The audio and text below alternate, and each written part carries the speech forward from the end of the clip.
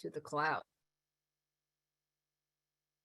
All right, well, it is 7 o'clock, so we will go ahead and get started. I am super excited about tonight's event. I'm excited for those of you that are joining us as attendees, and really excited about those that came on as panelists as well. Our webinar tonight is simply titled Dyslexia Discussion. We know this is a hot topic in an area where there can often be a lot of confusion and misinformation, and sometimes just bad information. So we were excited about being able to connect with a vetted resource such as the North Carolina branch of the International Dyslexia Association, and your willingness to come out and talk with us tonight and get some good information into the hands of North Carolina families and professionals. So what I'd like to do is just start off with some brief introductions. I'm already talking, so I will go first. My name is Amy Combs, and I am the PTI manager here at ECAC, the Exceptional Children's Assistance Center. And I am going to pass the mic to Nancy Kaufman. Hi, I'm Nancy Kaufman, and I am the president of the International Dyslexia Association North Carolina branch. We are very excited to be here in this collaborative webinar with ECAC, and we're so excited that you all joined us. I have the pleasure of sort of keeping the ship afloat, well, going in one direction, but as you will soon find out, the other members of the board, we have a very strong, very active board. I encourage you to visit our website and tap into all the different things that we do.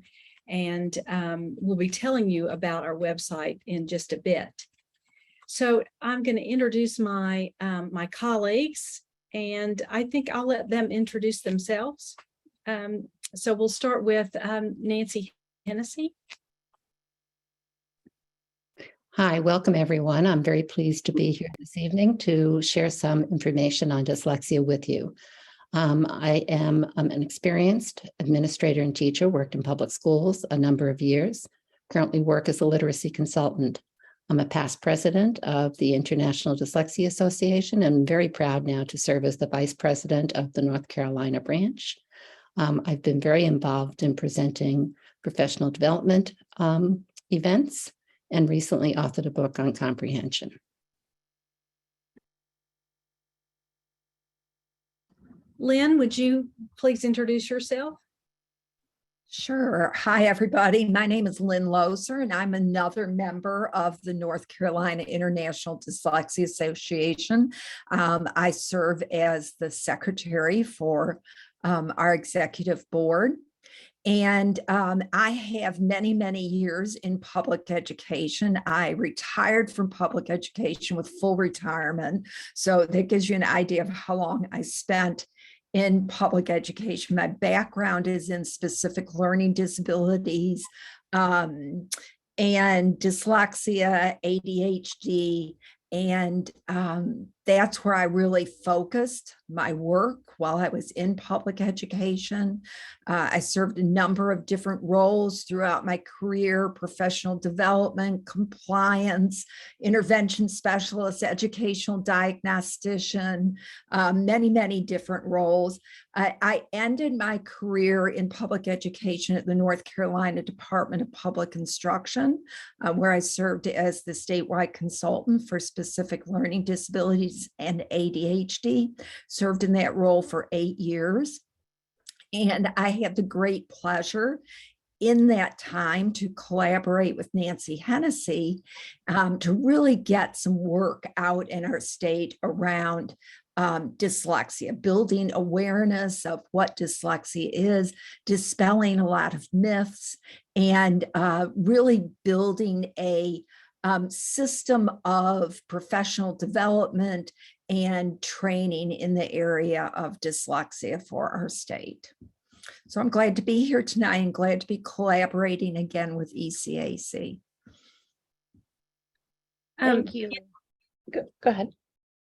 Candy Sellers, can you introduce yourself? this way you all get to see who it is.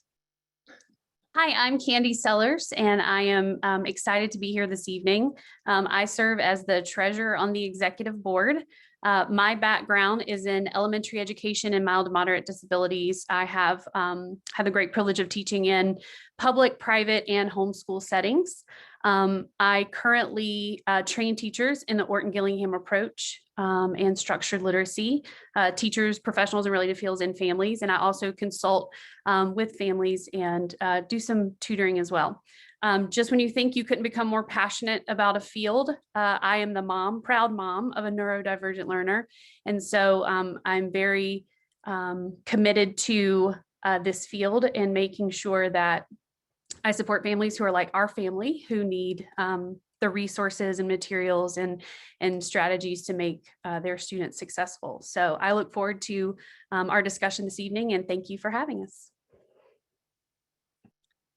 So that's the group from the IDA North Carolina branch. And I loved what Candy said about just when you think you can't get any more passionate.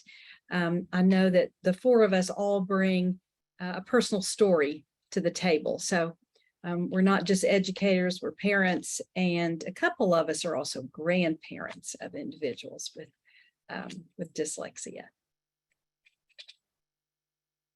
All right. I am Mandy Sonnenberg. I'm the military outreach parent educator here at ECAC, but I'm also a parent of an individual with dyslexia.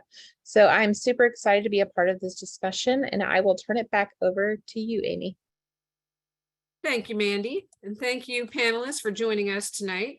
I saw there was a question in the chat box about what does PTI stand for. Interestingly enough, it really is supposed to be Parent Training and Information Center, but they don't call it PTICs, they just call them PTIs. But ECAC does serve as North Carolina's Parent Training and Information Center. And the way that PTIs came about was as a direct result of the IDA, the Individuals with Disabilities Education Act, which is where our IEPs come from, where we get our special education law. The Fed said, we're going to require that every state have at least one parent training and information center, a place where families can go and get information about their rights, about navigating systems, understanding processes, learning more about their child's disability, connecting with community resources, things of that nature. So every state is required to have at least one PTI. And certainly some of the larger states, California, Texas, Florida, will have multiple parent training and information centers. North Carolina, we just have one PTI, and ECAC has served as the PTI since the mid-1980s, I think since 1986. And so the PTI is a grant that comes from the U.S. Department of Education Office of Special Education Programs. It's a 5-year grant. And we are currently in our 2nd year of the current 5-year grant. But at ECAC, what we do is we just help families navigate, whether it's early intervention, special education, the transition to adulthood, help them explore options, especially when it comes to disputes and conflicts, helping them to communicate with the school, knowing who to talk to, what to say, things of that nature. The calls come in, even during the summer, we stay pretty busy. And so sometimes folks are just calling us, they're new to the game and just kind of have some concerns and don't know where to start or who to ask or what to ask for. Those calls are easy. But most of the calls that we get are folks that are either already getting services and there's an area of contention now or disagreement or conflict, or folks that are supposed to be getting services and they're not being implemented, or what their child is getting is not meaningful for them. They're not making progress. And so most of the calls we get are much more complex and difficult in nature. And certainly the pandemic really threw everything for a loop because we didn't have all our same tools that we used to have. It was like, okay, this is new. I don't know. Let me, it's going to take longer to find the answer. But all of our parent educators, such as Mandy and myself, are all parents of children with disabilities. That is a requirement that the feds put in place for PTIs, that they be primarily staffed by parents of children with disabilities, and that our board is made up primarily of parents of children with disabilities, individuals with disabilities themselves, and professionals who serve them. So we are a private nonprofit statewide organization. We serve all 100 counties, and we are committed to improving the lives and education of all children, but with a special emphasis on children with disabilities and special healthcare needs. Just a quick disclaimer, ECAC is not a legal service agency. We cannot and do not provide legal representation or advice, and any information contained in this presentation should not be used or considered as such. So real quick, I just wanted to quickly go over what we had laid out as the learning objectives for this evening. And this is our hope that folks will leave here and be able to have a good understanding and be able to review the current definition and primary characteristics of dyslexia, be able to recognize the evidence-based elements of structured literacy, and be able to locate resources, not just for educators, but also for families and individuals that are available through the International Dyslexia Association, including the North Carolina branch. And so I, am going to get out of the way and let our panelists do their thing. So I think I'm going to stop sharing my screen, Lynn, so that you can share yours. All right.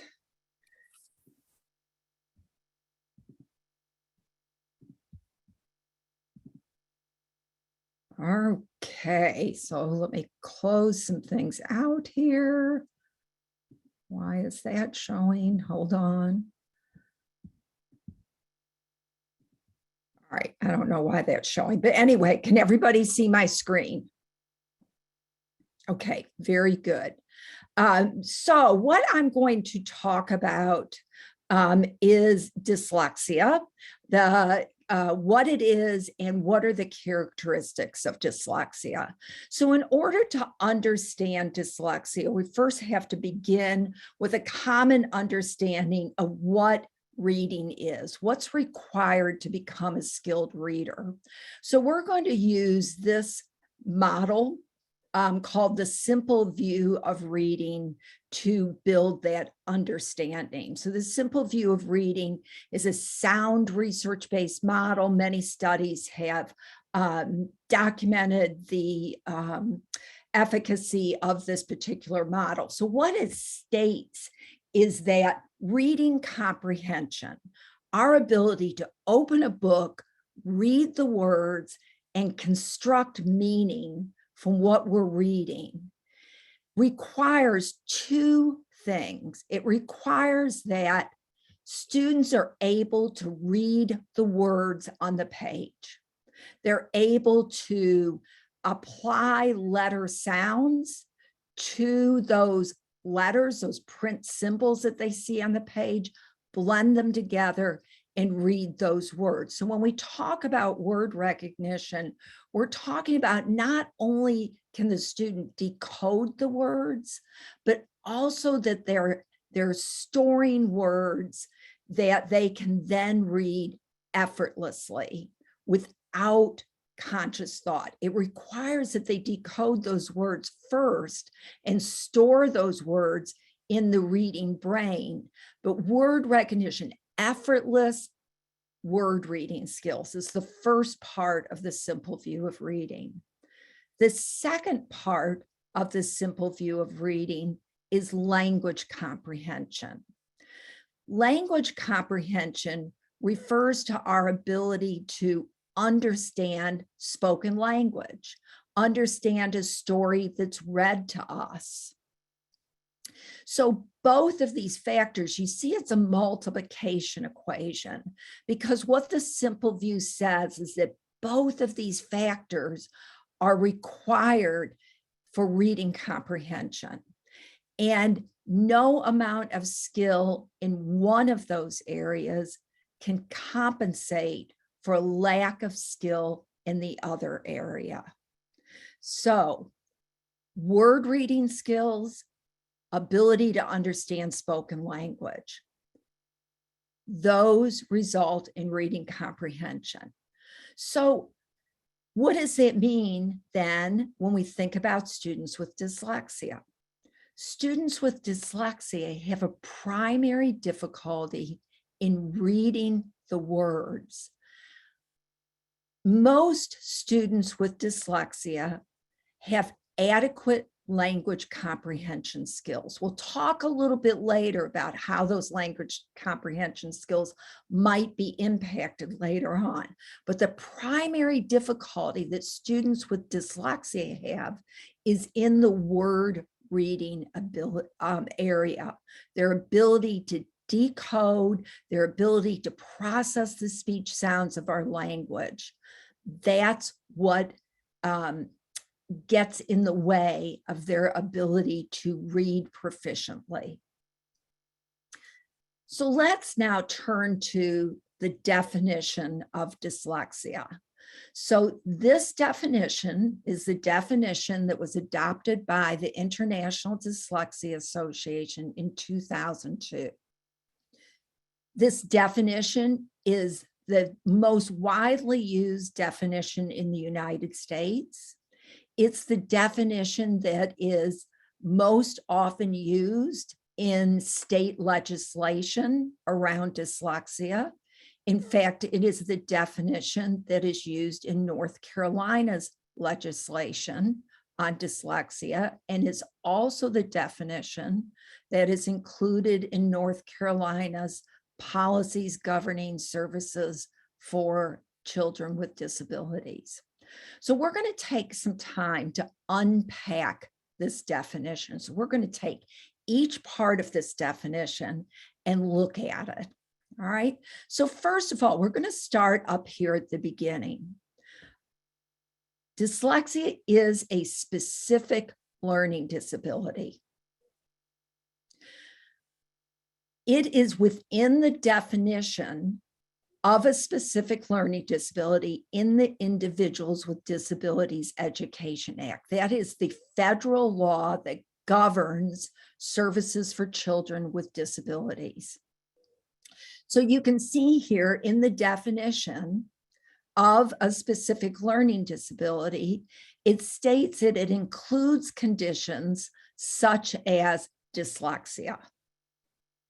So dyslexia doesn't have its own separate category within the Individuals with Disabilities Education Act, but it is encumbered underneath specific learning disability.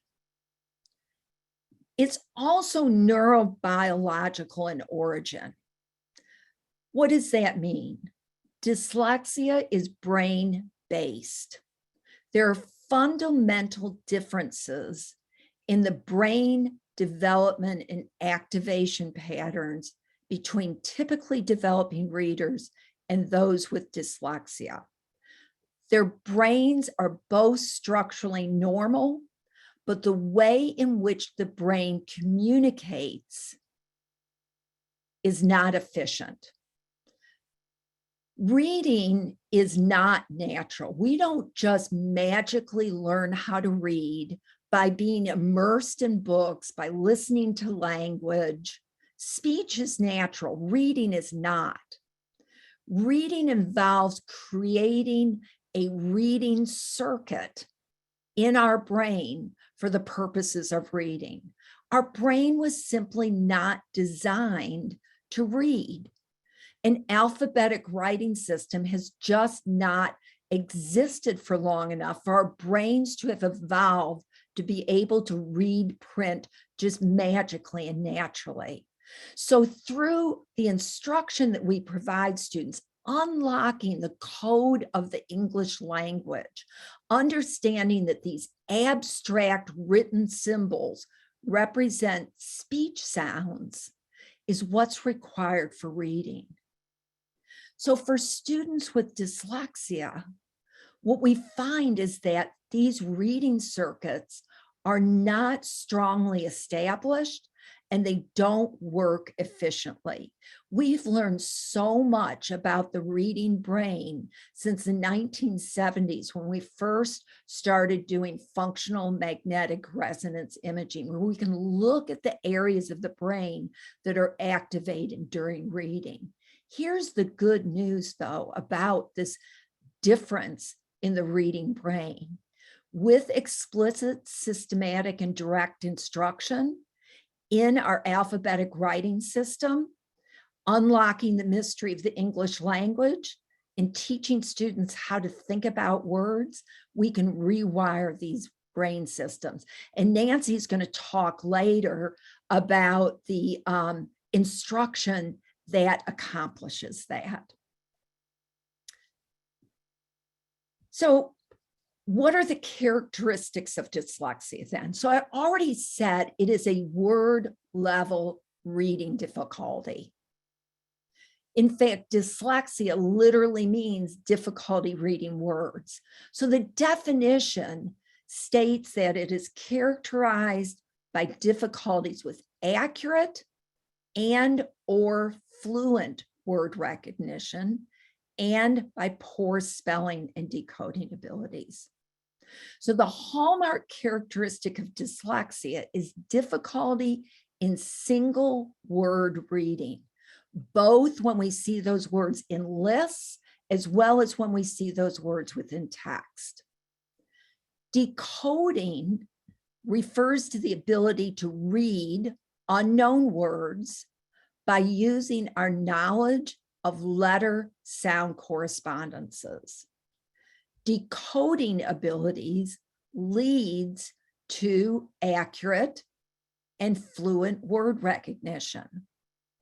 So when we talk about fluent word recognition, we want students to be able to read that word automatically, effortlessly, because that then gives them the ability, the desk space in their mind to attend to the meaning of what they're reading.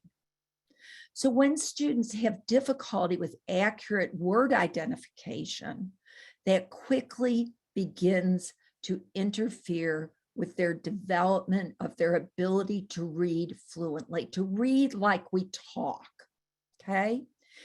To be able to do that, it requires getting that reading circuit in the brain to work together efficiently, staggeringly fast. You note that it says here and or. Some students with dyslexia may become accurate word readers, but not have the level of automaticity, the level of fluency to be able to have that desk space for attending to the meaning and comprehending what they're reading. It also notes spelling. Spelling can be especially difficult for students with dyslexia and is often an even greater challenge than reading, because unlike reading, spelling requires us to recall the exact letters in the exact sequence. So think about this. If I asked you to spell a word like, if I showed you the word separate, you would probably have no difficulty reading the word separate automatically. But if I asked you to write that word down and spell it, you're likely going to have to pause a little bit and think, is that word spelled S-E-P-A-R or is it S-E-P-E-R-A-T-E? So when we look at these characteristics of dyslexia, when we're assessing a student to see if they have the characteristics of dyslexia, we should be looking at all of these skills. Their ability to use their knowledge of letter sounds correspondences to read unfamiliar words, both real words as well as what we call nonsense words, made up words, but can be decoded if you know the sounds that those letters represent. We should be assessing their ability to read words accurately, both in isolation when it's just in a list, as well as in text. We should also be looking at their spelling. We should be looking at their word reading fluency. And there's one other area that we should be looking at. So here is the other part of that definition. So those are the characteristics that I just talked about. Now, what causes those difficulties? For most students with dyslexia, those characteristic difficulties result from what we call the phonological component of language. So I have an ear there to indicate that when we talk about the phonological component, it's all about the speech sounds of language. So can we process, if I hear a word like dust and I hear a word like dusk, do I hear the difference between those two words, that they're two different words? In order to read, students have to be able to understand that this stream of speech that I'm providing you is actually made up of individual words that are made up of syllables that are made up of individual phonemes or speech sounds. So for example, a word like cat, if I pull that word apart, it's actually made up of k, a, t. Students with dyslexia have a hard time understanding that. They have a hard time if they're looking at a word and they're decoding a word, say maybe black, and they see the letters black and they go b, a, k. And now they have to blend those sounds together. They may not be able to hold all those sounds in their phonological processing system to blend those sounds back together into a recognizable word. So this is where we begin to notice indicators of dyslexia even before a child learns to read. Many times we'll see children who have difficulty rhyming. They have difficulty playing with words. They don't enjoy wordplay. They may be mispronouncing words well beyond when it's developmentally appropriate. Those are some of the early indicators of difficulty in that phonological processing system. So it involves phonemic awareness, being able to blend, what we say segment, and manipulate the individual speech sounds and words. Phonological memory, just being able to hold on to information, storing and retrieving information from memory, the ability to hold on to that speech-based information. And then speech perception and production, what we'll see is students who have difficulty perceiving and producing the speech sounds of language. So the other area in which an assessment should cover is phonemic awareness. All right, so let's turn to the next part of the definition. The next part of the definition says those characteristics are often unexpected in relation to other cognitive abilities and the provision of effective classroom instruction. So dyslexia occurs despite adequate student effort, despite having an opportunity to learn, and despite having effective classroom instruction. So this quote, this comes from Louisa Moats and Karen Dakin's book. It's an oldie but goodie, Basic Facts About Dyslexia and Other Reading Problems. It's a book that's published by the International Dyslexia Association. And they say we usually reserve the term dyslexic for children whose reading, spelling, and language difficulties persist even when they receive excellent instruction. Dyslexia is not caused by low general intellectual ability either. We understand that dyslexia is brain-based. It's a difference in how the brain is wired. There is not a correlation or connection with intelligence, either high or low. All right, let's turn to the last part of that definition. So the last part of the definition acknowledges that there may be some secondary consequences. So we looked at those primary characteristics: decoding abilities, accurate and fluent word reading, spelling difficulties, word reading difficulties. When students are struggling with reading, we can have reduced reading experiences. So they're not reading grade level text because it's too difficult. So what happens sometimes, we call it, Readline refers to this as a downstream effect. So eventually what may happen is that reading comprehension problems may develop.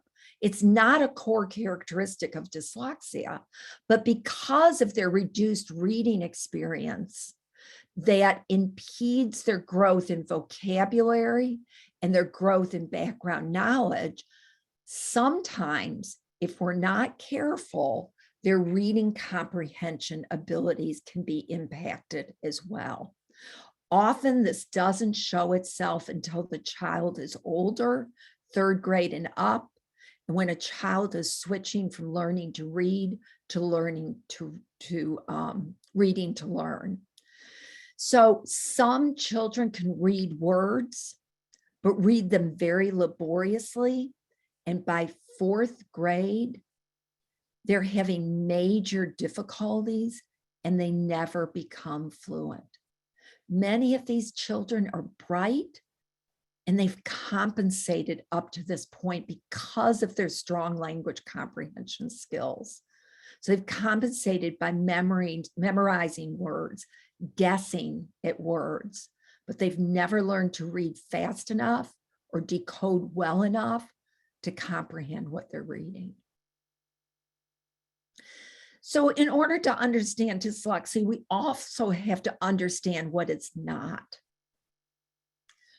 So dyslexia is not the result of motivation, a lack of motivation. It's not the result of laziness.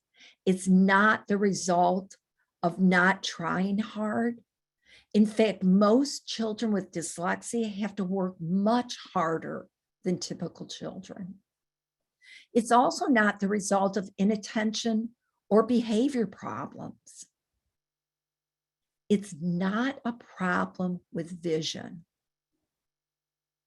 Dyslexia, as we've seen, has to do with the reading brain. The eyes are just taking in that print. They're not doing the reading. Dyslexia is not caused by poor vision. It's not the result of poor or inadequate instruction. However, it can contribute to the severity of dyslexia. We know that we must identify these students' needs early and provide the appropriate intervention that's needed so that their problems don't grow. We know that children with dyslexia can learn to read when provided appropriate instruction and intervention that meets their needs. Dyslexia is not reversals. Letter reversals are common with children with or without difficulties learning to read and represent an early phase of reading development. All children exhibit reversals at some point in their development in reading. So when students are having reversals, it's just an indicator that they're really still in those early stages. They haven't developed those strong orthographic maps of the orientation of those letters. So although many students with dyslexia struggle to accurately represent letters in writing, letter reversals are not the cause of reading impairment and should not serve as a primary diagnostic tool. We've already said that intelligence isn't related to dyslexia. It's again a difference in the way that the brain is wired, and dyslexia affects all children across languages, across socioeconomic levels, across cultures. I've covered a lot of the characteristics of dyslexia already. If you want more detailed information about the characteristics of dyslexia, I encourage you to go to the Middle Tennessee State University's Center for the Study of Treatment and the Study and Treatment of Dyslexia. And they have a nice fact sheet on there that covers the characteristics of dyslexia. So that's a great place for you to go. So just to close out and talking about the definition and characteristics, what it is, what are some key takeaways I want you to take from this? First of all, is characterized by inaccurate or inefficient word reading and poor spelling, despite adequate effort and instruction. They may present with poor reading comprehension, but when we dig in, we see that the core difficulty is the result of those poor word reading skills. And lastly, it occurs across languages, socioeconomic backgrounds, grades, gender, and intellectual ability. I say it's an equal opportunity disability. So I'm going to turn it over to Nancy at this point, and she's going to talk a little bit about the what and how of structured literacy.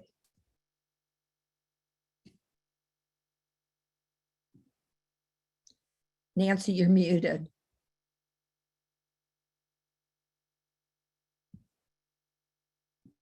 Thanks for telling me that. Okay, here we go.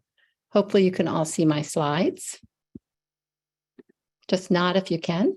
All right, perfect. Okay, so yes, I'm going to talk to you now about structured literacy, and I'm going to focus on the what and the how of this instructional approach to teaching reading and writing. This is an infographic that has recently been published by the International Dyslexia Association. I'm going to use this as a framework for this discussion.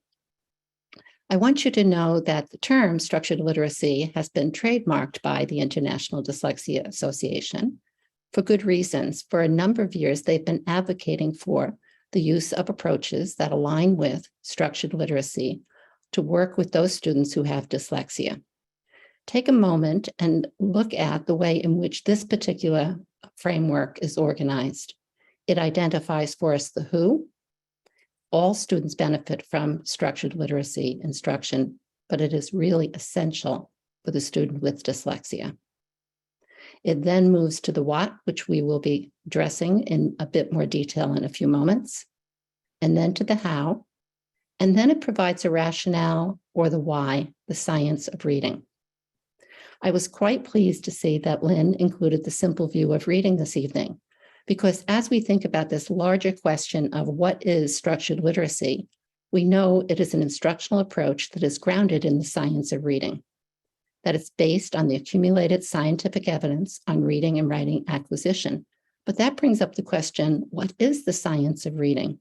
Well, the science of reading is this vast body of interdisciplinary evidence that has accumulated over the years and in multiple languages about reading acquisition, about reading proficiency. A very good example of this are the theoretical models, such as the simple view of reading, which explains how do we achieve reading proficiency, AKA reading comprehension. And Lynn did a very nice job of explaining to you that we need to have two factors in place, one being word recognition and the other being language comprehension. This theoretical model has been cited in over 600 other studies, right? And has been the subject of study in 150 studies. So this really is a good example of thinking through how one arrives at proficient reading and how the structured literacy approach aligns with the science of reading. So now let's dig a little deeper into the what, right? And you can see that I've bracketed the what for you. And I want to call attention to the fact as you're looking at this, that the what, the content of instruction, aligns with or is reflected in the development of oral language. And in fact, the very first statement there calls attention to the fact that oral language is the foundation for reading and writing. In fact, as educators, it is our responsibility to move our students from the spoken language to the written language, to teach them how to do that translation so that they're able to work with text and also write and express their understanding. We're going to focus on the phoneme grapheme connection, syllable and stress patterns, morphemes, and then vocabulary, sentence, text structure. Notice that these are all integrated in terms of reading, spelling, and comprehension. I think what's important as you take a look at that is you can begin to see some of the instructional components that one sees within curricula in classrooms, all right? And I'll be making those connections for you. So as we think about this, we're going to think about the content, which we just took a very quick look at, in terms of those two factors, grounded in the science of reading, word recognition, and language comprehension. So I want you to begin to think a little bit about what happens when students begin to acquire word, all right? And when we begin to ask them to think about what are the sounds that we hear within those words, we're going to be thinking about how do we successfully build this concept of word for students so that students are able to both read and write word. So it all begins with the phoneme, and that's one of the things that we saw highlighted under contents. And by phoneme, what do we mean? We mean the individual sounds that we hear within a word. So our students have to be able to work with the sounds within words, and we know that this is can be problematic, troublesome for students with dyslexia. It's important that they're able to identify the vowel and consonant sounds, just hearing them, not seeing the letters, not seeing the word yet, right? And be able to segment and blend those sounds. That becomes the anchor then for the letter or letters, the graphemes that we use to represent the sounds, these concrete representations, the symbols that are used, right? And so we can move from a word such as bats, to looking at what are the letter or letters that represent those sounds within the word. And of course, here we have a one-to-one correspondence. That doesn't always happen. We have 44 sounds in our language. We have 26 letters in our alphabet, all right? So we have to be thinking about some other combinations that our students need to learn. So we work first with our students developing phonological phonemic awareness, and we integrate slowly then letter naming and letter recognition. So as they work through this process, they're able then to read word as a unit, as a syllable. And here's the syllable that represents this particular word, the word bats. It's a closed syllable. And so we teach our students about the sounds. We teach them about the letters. We bring that together, phoneme grapheme correspondence or sound symbol correspondence, to read words, all right, that are based in different syllable types. Those are patterns that we see within our words. In this particular case, it's a closed syllable. How do we know that? We have a short vowel sound, all right, or a vowel sound represented by the letter A, followed by one or more consonants, closes off the sound, makes it short, and so we can read this as bats. Also, as students become more and more proficient at reading, not only do they read their words by syllable, they begin to recognize that words can have morphemes. So that's yet another way of chunking up the word for reading the word proficiently. And in this word, the word bats, we have that base word bat, but we also have a morpheme, which is a unit of meaning, right? And of course, there are different types of morphemes, prefixes, suffixes, base words, roots, and so on. All of these constitute then this building of word, all right, and ultimately making meaning of word as we find that word within text. So we want our students to do what? We want them to acquire all of these skills so that they're able to read words automatically and accurately. The second component of this would be language comprehension. And here we're talking about vocabulary. So the ability to work with the word meanings within the sentences. And what are we developing within our students? We're developing this ability to know many words, to know words deeply, to make sense of the word within the sentence and within the overall text. sentence structure, all right, the order and organization, all right, of phrases and clauses and sentences to convey different meanings, and then working toward structuring this and organizing this through text structure. So all of these are important contents or components that we look at when we ask the question, what's the what for structured literacy, right? And each of these then has instructional implication. These all become an instructional focus in structured literacy. All right, that brings us to the how, all right? And again, let's take a quick look at what's bracketed here.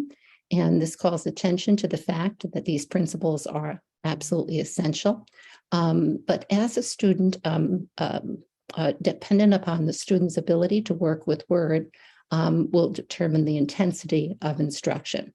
And so we're going to take a quick look at a synthesis, really, or a summary of definitions for each of these: explicit, sequential, highly interactive, systematic, cumulative, mastery-driven, and then always prompt feedback with multiple opportunities for practice.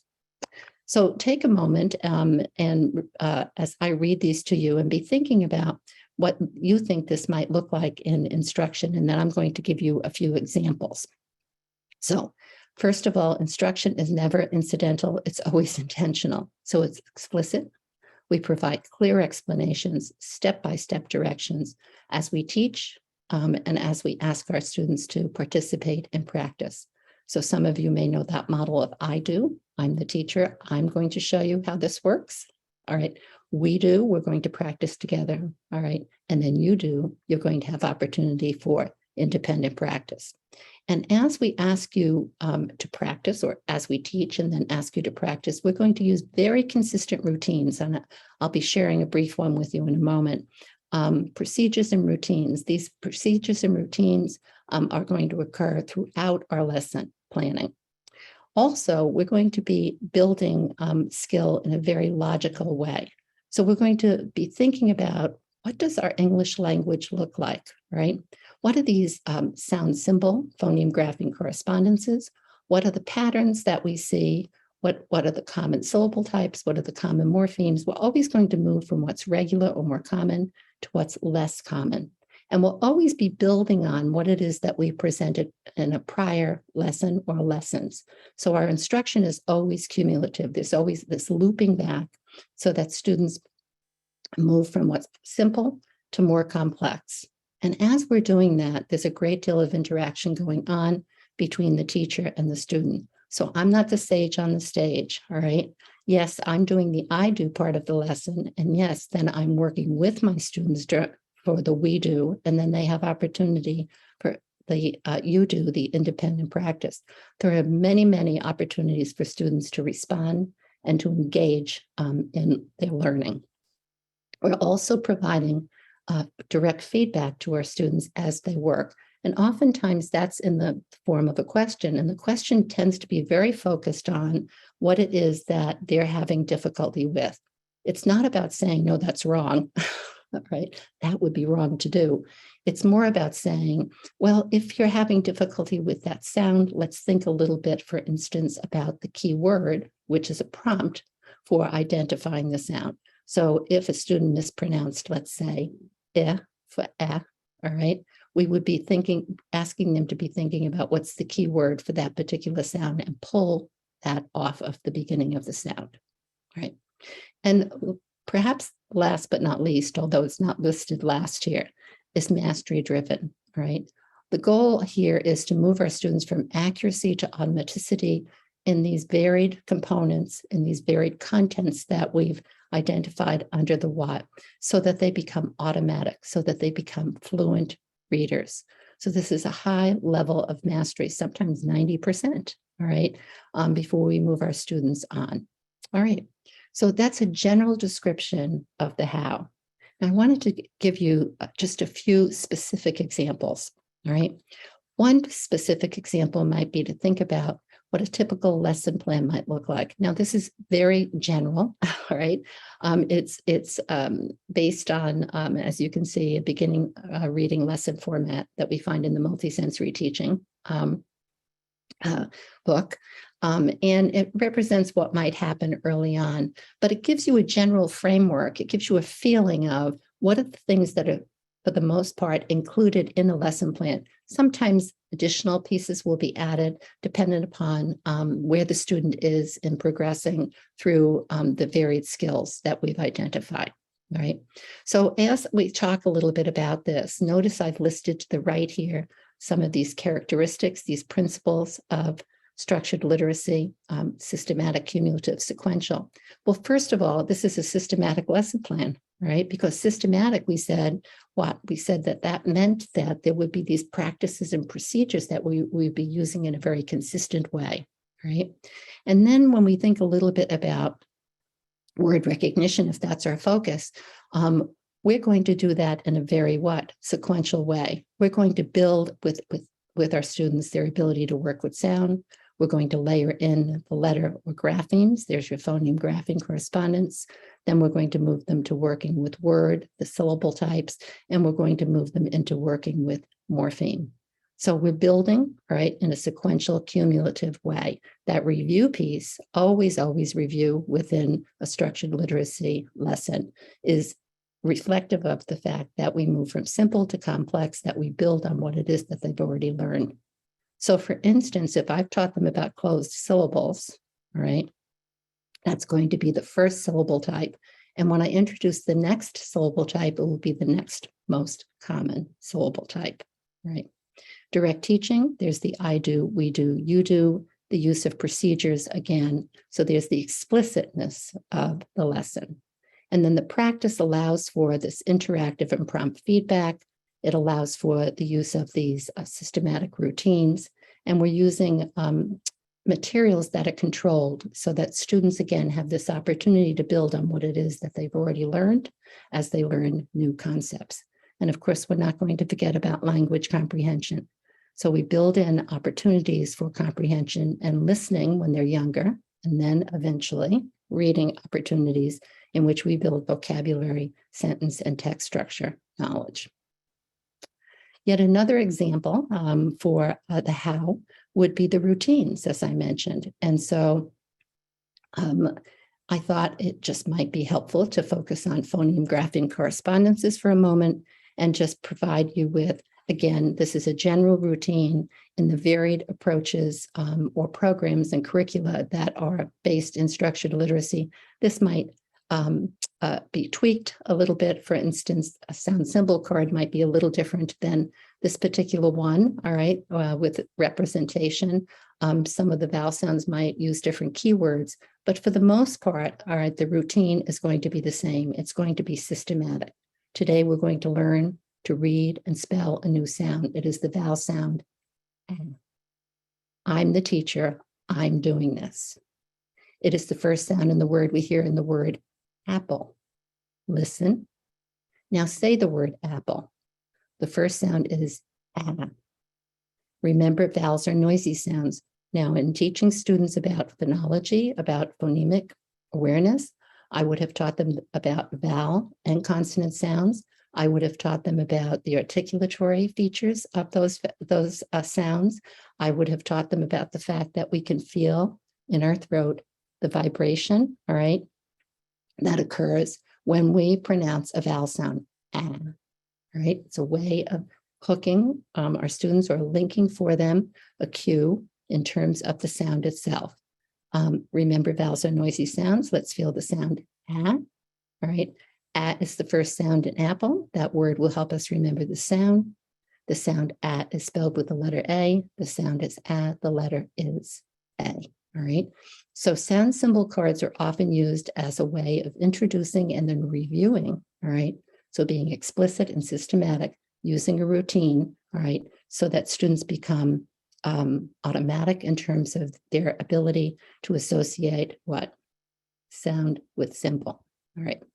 Another way that we can think about this are routines then for the reading of words and spelling of words. And I know my time is short, so I'll just very briefly share this with you.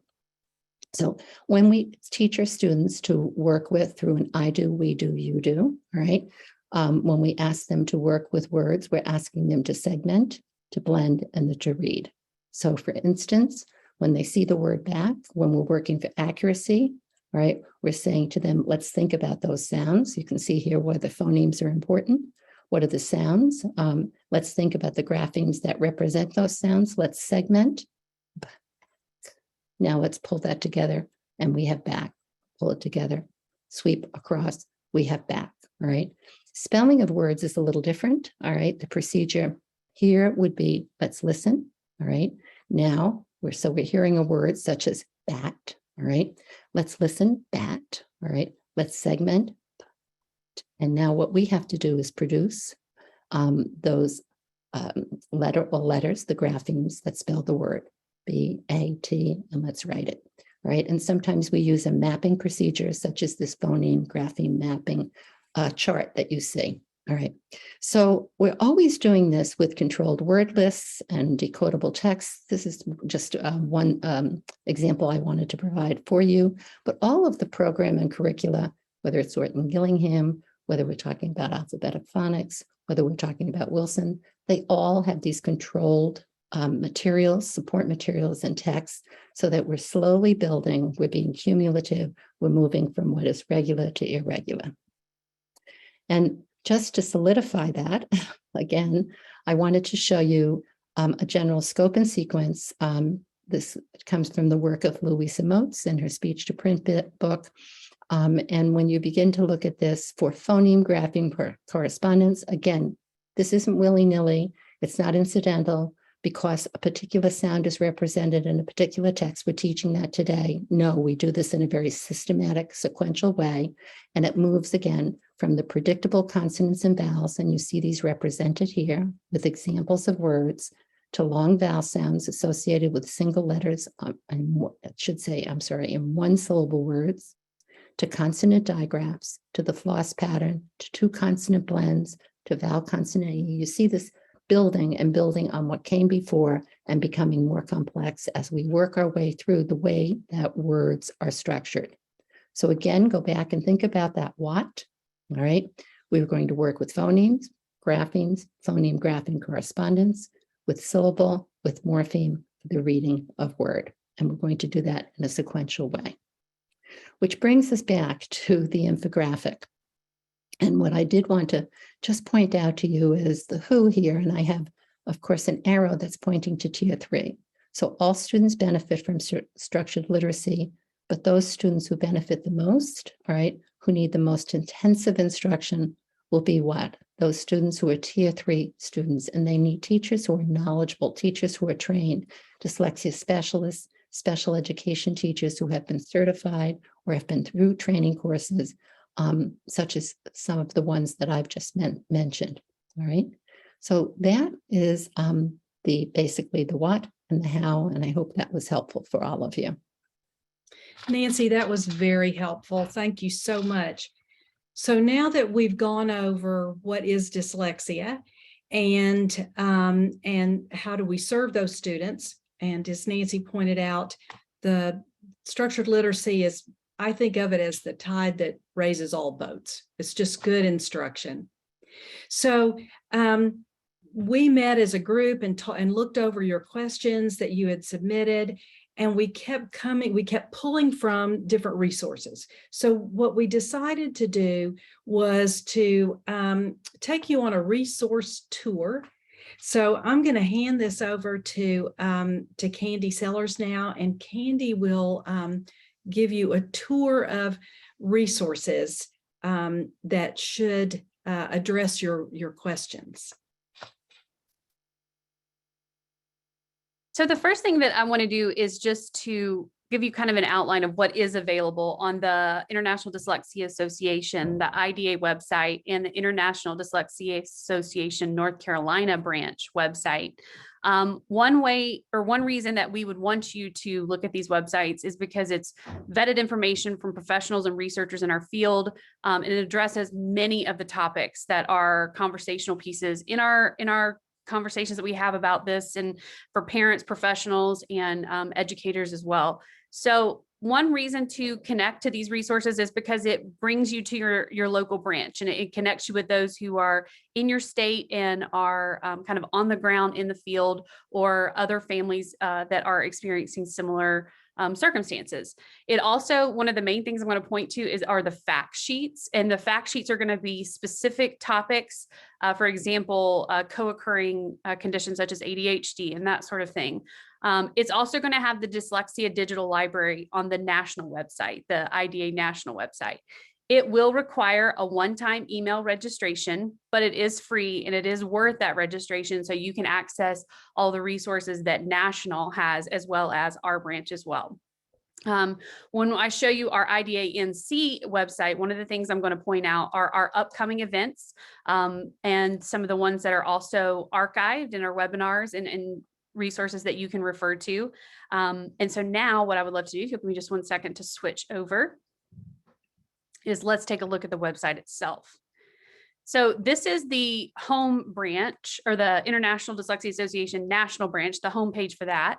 As you can see here, if you are a family who is new to this journey, on this journey, or are a veteran on this journey, you're going to find information that I feel is very helpful. One of the things I referred to is the Dyslexia Handbook. You can download this, and it has a lot of great information and a lot of resources, pieces on assessments and effective teaching. We had a lot of questions on assessments, and so this would give you some good information with that. Another thing that we talk about are the fact sheets. And so many of your questions will be answered very specifically through these targeted fact sheets that are going to cover specific areas as it relates to the field of learning differences in dyslexia. For example, the assessments of dyslexia, dyslexia in the brain, gifted, twice exceptional students, that sort of thing. So you have the fact sheets here for you to refer to.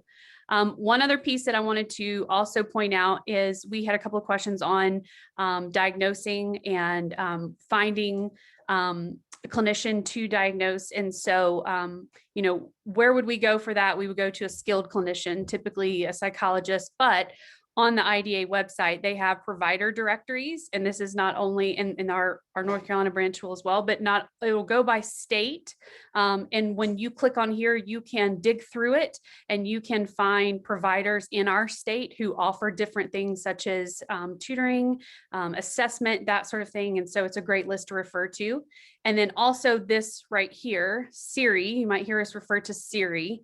That's the Center for Effective Reading Instruction. And if you click on this resource, it will bring up individuals who have had trainings that were accredited by IDA who offer tutoring services. So that's something that's available for families as well. For professionals, there are teacher conferences as you prepare for providing this type of instruction. And then I love this fact sheet. I won't click on it, but there's a very helpful one that I recommend to teachers who take my courses, is Dyslexia, What Every Classroom Teacher Should Know. And it's a great read, and it's very targeted for you as the teacher and what you're going to be accomplishing in your classroom. Now let's switch over to the IDA North Carolina branch. And so when you join our page, one of the first things that you'll see when you visit are our upcoming events. And we encourage you to sign up for these events. They are, free to our members and those who want to attend. And it covers topics that are very related to these topics that we've gone so deeply over this evening. Our upcoming ones are listed right here. And then it also might give you updated news that is happening with our branch. And so this homepage is very helpful. But I want to point out too, under resources, under the North Carolina resources, is that we call them, you'll notice here just a brief change. We call them the Structured Literacy Snapshot series, but previously what you're going to see are our coffee chats. And so you'll see our Structured Literacy Snapshot recordings here, but if you scroll down, our coffee chat videos are archived webinars that IDA-NC has hosted and has here available for your viewing and for you to use as a resource. And so there's just a lot of great information on both websites. If you are a classroom teacher and you've never been a member of IDA, they are offering a free membership for classroom teachers for those who are applying for the first time. And then if you have any questions for our branch, here is our email, and we would be happy for you to reach out and we will respond to you as quickly as possible. But that is a very quick overview. It will answer the majority of the questions that many of you had. There will be a resource for most of it. And if not, we would be happy to answer those emails. But I would say, you know, I'm doing it at a very quick pace, but one of the best things to do is just to get on the websites themselves and really just dig into it and look and see what's all is available, especially checking out the digital library that IDA National has to offer and the archived webinars that IDA NC has to offer. So I hope that you can walk away with some resources to add to your toolbox. So now I'm going to turn it back over to Amy, I believe. Thank you, Candy, and thank you to all of our panelists. I do know that we are running short on time. I wanted to check real quick with our panelists. Do you guys have a hard stop at 8:15? Or can any of you linger a little longer? I know our interpreters may not be able to, but I don't want to leave folks hanging. So I did want to put that out there right now, that if you have specific questions for your specific situation and you need answers, you can certainly reach out. Candy, if you don't mind putting that email address in for folks that want to reach out to the branch, that'd be great. But you can also contact us at ECAC. That's what we do. We help families find the answers, find the options, help them with next steps. And certainly we're seeing some themes here in the chat box that a lot of folks have been told bad or wrong information. And we hear this all the time, and it kind of is mind-boggling for me when I see this information that is back from the 80s, the 90s, the early 2000s, that we're still hearing folks being told things that just simply are not true. And I'd like to think that folks are well-meaning, but it's been going on for so long that it's a source of frustration for us as parent educators that take these calls, but certainly for these families, where families, you know, you can see, like, nobody should have to pay for an evaluation. If your child, you have concerns for your child, you should make that written request to your local public school, and they should invite you to a referral meeting and have a discussion about whether or not they are going to evaluate. It used to be, when I first started at ECAC, that folks were, you know, somebody would go to the school and say, I'd like to have my child tested for dyslexia. And then the school says, we don't test for that. And that's where the conversation ended, rather than them saying, well, we can go ahead and evaluate your child to see if they have a specific learning disability at the, you know, word reading level. But it seems like the buck just stops there. And then these folks are going out there and spending their own money or getting on waiting lists or trying to find information that they really should have been able to get through the public school. We've seen a shift. I can tell you, I went to an IEP meeting at the beginning of the pandemic, and that school psychologist was like, nope, I'm totally cool diagnosing dyslexia. I'm qualified, I'm credentialed to do so. And so if I recognize that in a child, I'm happy to put that in the report. And she did. And so I do think we are seeing some shift for that, but if that is the kind of stuff that you need help with, making that request, or you've made that request and you got some wonky information, because in the world of special education, there's a whole lot of wonk out there. And every time we think that we've heard it all, we realize we have not. It's like, oh, wow, this is a new one. But certainly I think for these students that have dyslexia or specific learning disabilities, they get told a lot of things that just aren't true, aren't accurate, or you know, these kids are put on tier interventions till the end of time, and that's not okay either. So I wanted to see, would you guys mind if we rapid fired some of the questions that were submitted? Because some of them I think would be pretty simple to answer. I mean, obviously some are going to be more complicated, but maybe we could run through a few of them, such as, how early can dyslexia be diagnosed? Any takers? Nancy, I think you were prepared to. Well, I was going to respond to, you know, how early can we begin to look for some of the signs or characteristics of dyslexia. And I think what we have to think about are the systems that are in place in schools now to screen children as they come to school in kindergarten. And if we're aware of some of these characteristics, and Lynn did a very nice job of, I think, highlighting those for you within the definition. You can see what the components or contents of instruction are. Also, in terms of structured literacy, We have assessments in place, universal screeners that actually tap into some of those early literacy skills that tell us that the student is going to be at risk for reading failure.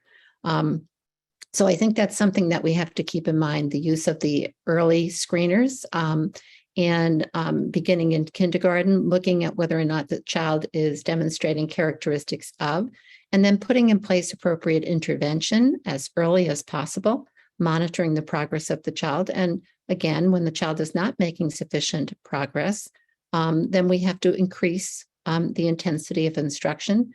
And we need to probably be thinking about further assessment that goes beyond screening, progress monitoring, and perhaps even informal diagnostic, but getting into something that is more in-depth. Maybe one of my colleagues would like to add to that if I didn't sufficiently respond to it. I wanted to, there's a lot of questions. I'm trying to keep up with them all coming through. Yes, we do want to, I want to emphasize this. Public schools have an obligation under child fine to locate, identify, and evaluate students suspected of having a disability.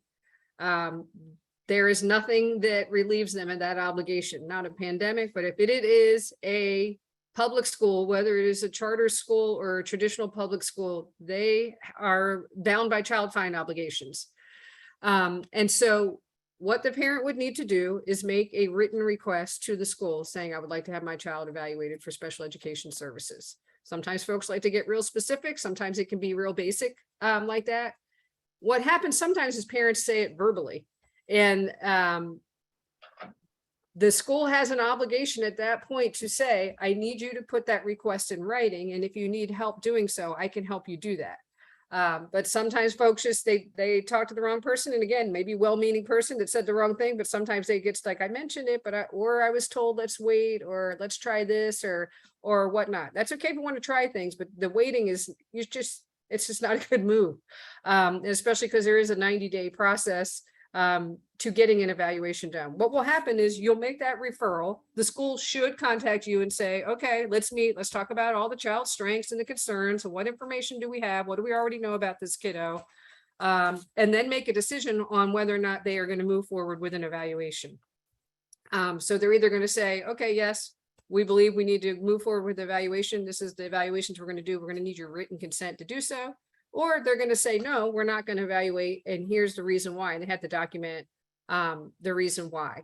But the school can evaluate your child at no cost to the family. And again, you go back to the IDA, the Individuals with Disabilities Education Act. That is where we get what is known as FAPE, a free, appropriate public education. So it's free. It's at no cost to the family, and it is at the cost of the public school. I saw somebody in here asking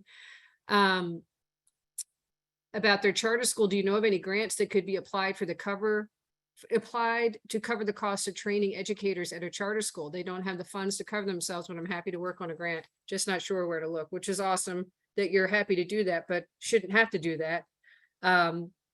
You could, if your child has an IEP, there is a section on there that asks, do any of the school personnel need any technical assistance or training to serve this student?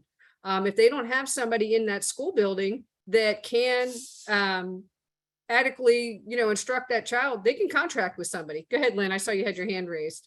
Well, I just wanted to speak to the charter schools are public schools. Nancy and I developed a course called Deep Dive into Dyslexia, which is a one-day course on dyslexia that is now available as a virtual course. So teachers could take that course. They wouldn't need to be removed from the classroom, have a sub in order to access that course. So I would tell the school lead, the principal, that, say, do you know anything about this Deep Dive into Dyslexia course?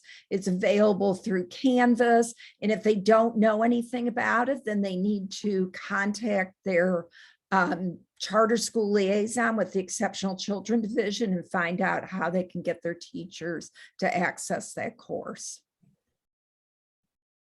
I saw a question here, does in writing mean an email? Well, in writing can be, you old school paper letter. I can tell you, we encourage families to use email when communicating with the school. First of all, it creates, a timestamp, if you will, a paper trail. Nobody's guessing what was said when it was received. And so we do encourage folks to use email as much as possible when communicating with the school. I actually know of one charter school where the parent had sent a request through email and they kicked it back to her and said, we have a policy here. We don't accept these requests unless they come on, paper copy, which was like, no, that you don't get to decide that. And so I said, no, we're going to stand on that date on when mom sent the request. So sometimes you hear some wonky wonk. I had a family that made a request to have their child evaluated and it got kicked back. They said this doesn't count as a request because you didn't list any of your child's strengths in the request. Every now and then you get folks that try to add some extra stuff. Can we get a certificate and slides of this webinar? Nancy, are you all willing to send me the slides that I can include in a follow-up email to those that attended tonight?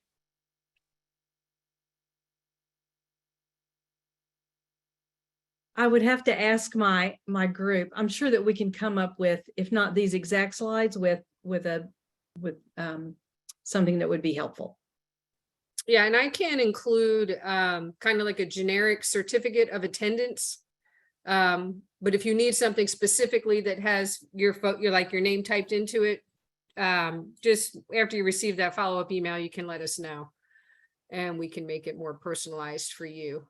I am not aware, and I don't know if anybody in this group is aware, for entities that offer grants or help to pay for outside tutoring. Again, if your child's being served by the public school, I would put the pressure on the IEP team to make sure that students' needs are being met during the school day. But certainly there are a variety of outside folks that are doing awesome work, but because we're federally funded, we do not recommend or endorse or promote fee-based entities or services, but we know there's some wonderful ones out there. Every now and then, you'll see some disability specific organizations that set aside money for certain things. I have not seen one yet for dyslexia. Now, for those that choose to homeschool, you could apply for the ESA Plus grant, and they do have funds that you can use for different curriculums, tutors, therapies, things of that nature. You got to be found eligible, and it's kind of like a lottery system. But I don't know, and maybe somebody in here does know of something. I'm not aware of something available to families that are looking for some financial assistance to cover some of this stuff for outside services. Yeah, lots of money for tutors, and imagine those who cannot afford it. Exactly, which is, most of us. And my son, many of you know, my son just turned 25, is on the autism spectrum, but had an IEP for SLD in reading, writing, and math. And there was a lot of things that, even with my husband and I both working, that we wanted to access. It just wasn't a reality. Even with insurance, with high deductibles and copays, it was just like, man, and I'm reading these books written by celebrities and all the things they're doing, and I'm going, that's not, most of us can't do that, kind of a thing. Want to make sure. So again, I know that we have run out of time. If you didn't get your question answered, I'm going to go ahead. Mandy, put your email address in the chat box as well. I'm going to put mine in there. If you have questions, you can always email me. We will try to help you. Mandy will put hers in there as well. As Mandy mentioned, she herself, she's the parent of 3 kiddos, 2 who are exceptional, but 1 that has dyslexia, dyscalculia, and dysgraphia. And then Lynn put in some information about dysgraphia. And I do apologize that we ran out of time. And seriously, folks, if you guys are getting pushback, getting told something that you're not sure if it's correct, give us a call. That's what we do. We want to help you. We want these kids to get served. We want them to get what they need. And so that is something we'd like to do. I got a question here. What types amounts of intervention are the public schools required to provide for diagnosed students? That's a loaded one. And it's, again, individualized. And I think many feel like they've gotten the bare minimum. I think that it has to be that in order to be appropriate, these students have to be getting meaningful educational benefit and making good progress towards their goals, not minimal progress, but something that's really going to close the gap and really ultimately go on and prepare these students for future education, employment, and independent living. All right, we're at 8:20. Any last thoughts? Anything anybody wanted to say before we sign off?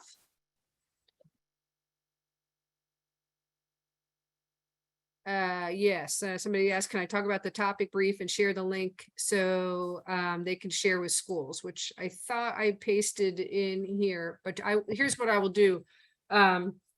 So it's interesting, the dyslexia stuff, if you will, it's not just a problem that's unique to North Carolina. All over the country, we've seen where folks just really needed clear guidance on putting out truthful and factual information to families that had concerns for their children. And so years ago, North Carolina had come up with a topic brief, and this all came about as a result from the feds, because the feds were saying every state's got a problem finding these kiddos. And so they put out some information. As a result, the states kind of went through and said, okay, we're going to put out this information. It was actually, I felt not everything is written in parent-friendly language. I felt like they did a good job. I was like, this is good information, but it's no good if it's not getting into the hands of families, right? And it's no good if the school staff haven't been trained on it or made aware of it. Like, yeah, you don't get to say you don't evaluate for that when it says right here that you can and you should and you do, or that you don't recognize dyslexia or whatnot. And so I often, when we're helping families, I really like to use some of the state's own language to plead their case, or say, I happen to notice on page 8, you shared with me that you don't evaluate for this. However, I noticed on page 8 of this document put out by the North Carolina Department of Public Instruction that it says right here, could you clarify this, or, kind of thing. But I will include it's going to be loaded with links. And again, if sometimes folks, especially families that we're helping, and they're feeling overwhelmed, just like, oh my gosh, the last thing I want to do is click on 100 links. And if that's you, some people are like, give me all the information, I'm going to deep dive, I'm going to read it all. And some people are like, this is too much for me. That's when you call us. And that's when we say, okay, here's specifically the information that you need. Some families, we just give them a piece, they run with it, they do their thing. Other families are like, I need more help than that. We will write the letter, help them craft it, draft it. And some families that have gotten told a bunch of nonsense, which is many families, that's when I say, you know what, copy me on it, or I'll reach out to the school on your behalf if you give me permission. So we will do those things. We won't call out folks when we hear something that's just straight up wonky wonk or not true. And there's a lot of that out there. And oh man, I can't go through all these messages. Mandy, did you see anything in there that I have to address? Certificates will go out. So usually I have Tony, she's ECAC's administrative assistant, sends out the follow-up emails. So I will have her send something out tomorrow afternoon. So Nancy, Lynn, and Candy, if you guys could share with me any of the resources that you want folks to have and or the slides, I can include that in the follow-up email tomorrow. I'm muted. Someone asked if we've seen an increase with dyslexia since the pandemic. I will tell you, we've seen an increase across the board. Not one really sticks out. And then there's another question. How many hours, weeks, months of dyslexia training are the public school teachers required to have? I have looked into one public school who said their teachers are trained to help kids with IEPs, and it's only 1 week of training the special ed teachers. Who wants to answer it? I think it might be important to ask, what did that training consist of? What did they learn about? Who provided the training? I mean, Lynn has mentioned the deep dive dyslexia, and yes, she and I worked on that a few years ago. We continue to upgrade, revise, and we have dyslexia delegates across the state. They're able to provide that a full 3-day training, but that's just overview, and that's a full day. So, and it's very focused on what dyslexia is. It's a different story when you begin to talk about, now, what do you do about it? All right. What do these structured literacy approaches look like? What's entailed? And IDA, has set up the SERI process with an not accreditation, but a certification exam that teachers can take. And all of these other structured literacy program curricula, they have their own training processes, and they're quite intense. Well, and also I would note that North Carolina has over 20-year history of providing reading research to classroom practice, which is a pretty intense, robust training on reading instruction based in structured literacy that comes out of the Exceptional Children Division. And it was just recently accredited by the International Dyslexia Association. So that's available for teachers as well through the Exceptional Children Division at DPI. But there is no requirement in North Carolina that teachers have training in dyslexia per se. There is legislation that teach all, I think it's K3, I should know that, but I've forgotten, it's late. I have training in the science of reading through letters. And schools are engaged in that right now. But as far as dyslexia specific training, there is no requirement, but it is offered. We also have training on written expression difficulties, AKA dysgraphia. We also have training on dyscalculia through the Exceptional Children Division. So there's lots available. Schools just need to access it. The families that have been turned down by the school for evaluation, we really want to encourage you to put that request in writing, be very specific. And just remember, if you go get your private evaluation, as Allie mentioned in the chat, the schools only have to consider that, just because you got to pay thousands of dollars to get this private diagnosis, they only have to consider it. So make sure you are working with your school, putting that request in writing. Remember, you're entitled to that evaluation or child find. So the schools have an obligation to locate, identify, and evaluate any child of a suspected disability. And I don't think there's any more questions. If I missed one, I'm so sorry. I've been scrolling through.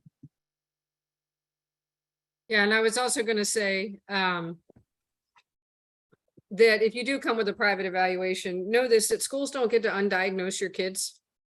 No. We see this sometimes. Folks get, have a private evaluation for autism and the school says no. They may be saying, no, your child doesn't meet the eligibility requirements to be served under this category, but they don't get to say your kid does not have autism or your kid does not have dyslexia.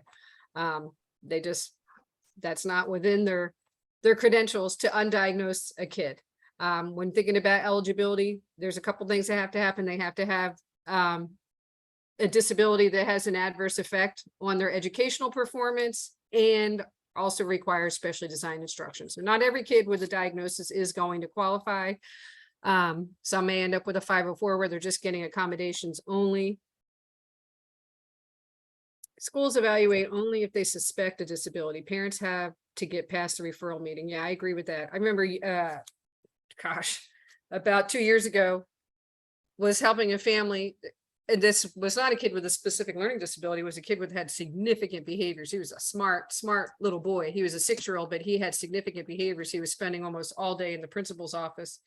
The school was allowing the private ABA therapist to come to school twice a week. And then they ended up contracting out with another behavior provider in their county to come in and work with this kid.